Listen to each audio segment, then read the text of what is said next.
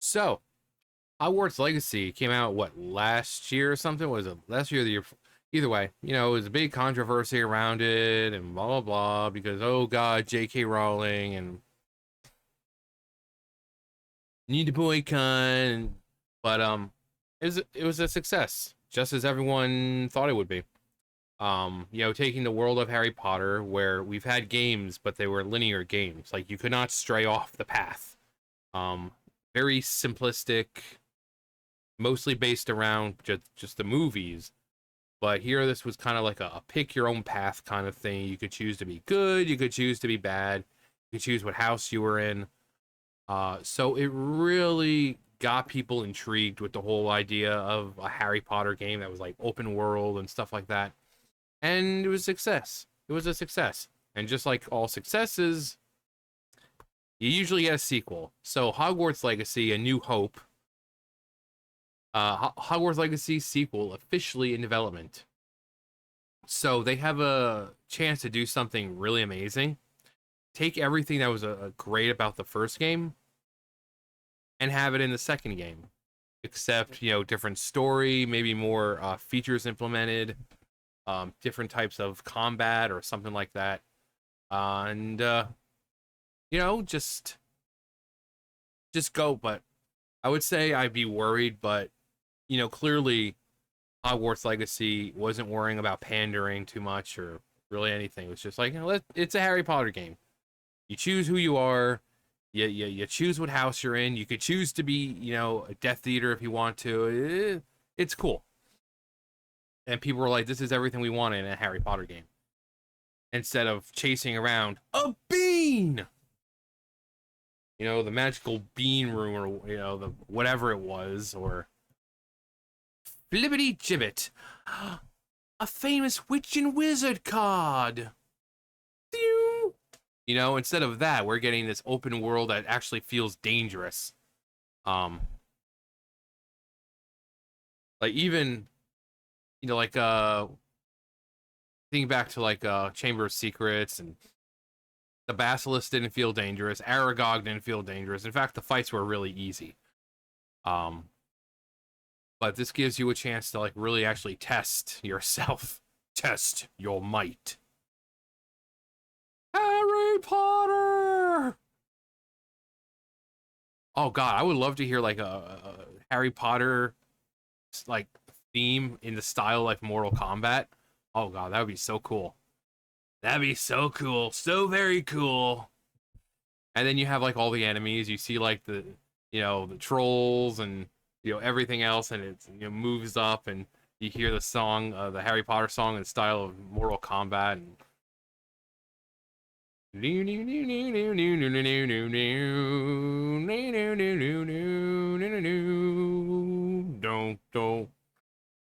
that'd be, but Harry Potter. Sequel to Warner Brothers game, Harry's Legacy. Hogwarts Legacy is reportedly officially in development. Yeah, like seriously, this is Warner Brothers Games is at work on a video game sequel to Hogwarts Legacy, which is a very big priority. So big, it's huge. It's so big. It takes up the entirety of Warner Brothers. Very big priority for Warner Brothers Discovery C-suite. President of Warner Brothers Interactive Entertainment, David Haddad, informed the duo, "We have known for some time that fans are looking for more things in this world, and we're spending a lot of time thinking about that. Our insights tell us that there are not huge distinctions between a younger version of a fan and an older version of a fan. They're just deep Harry Potter fans, and we try to build authentic experiences to delight them." Wanting to please all the fans? Blasphemy.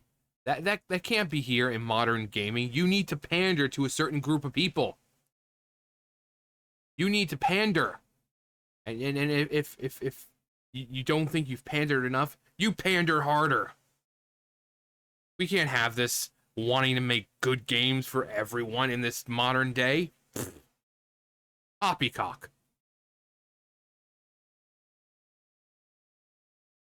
The support is unsurprising given the success of, yeah.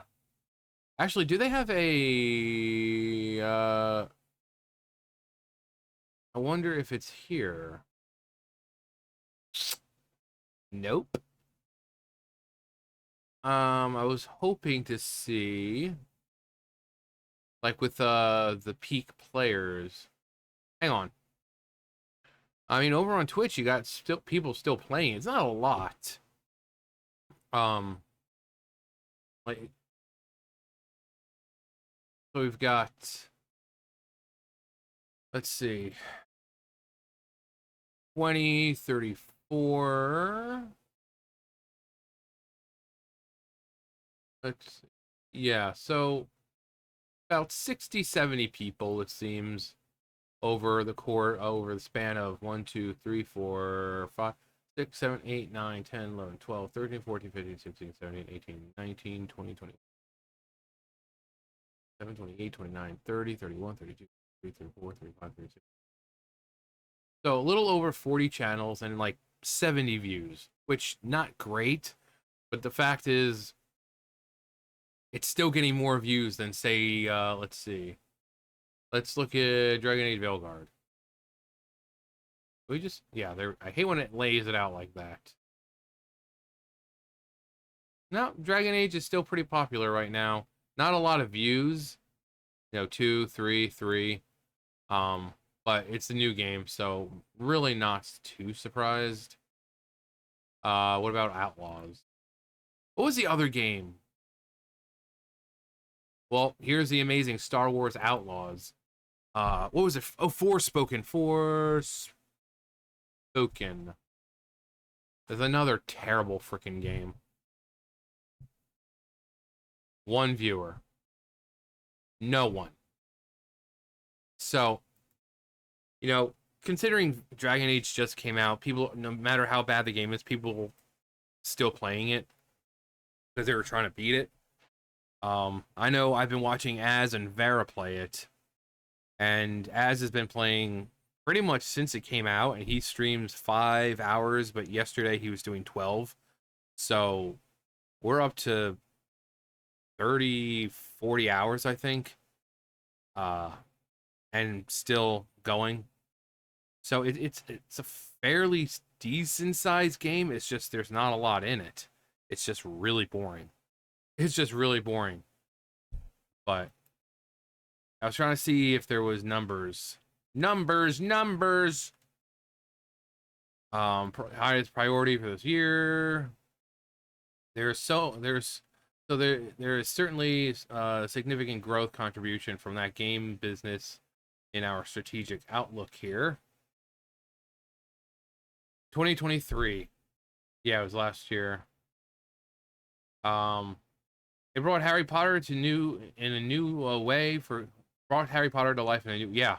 Again, every other game when you look back at the PlayStation and PlayStation 2, like every Harry Potter game has been the same. It's been based on the movies and it's been very linear. You can't stray off the path and it's very very simplistic. Not complicated, but this was an open world game.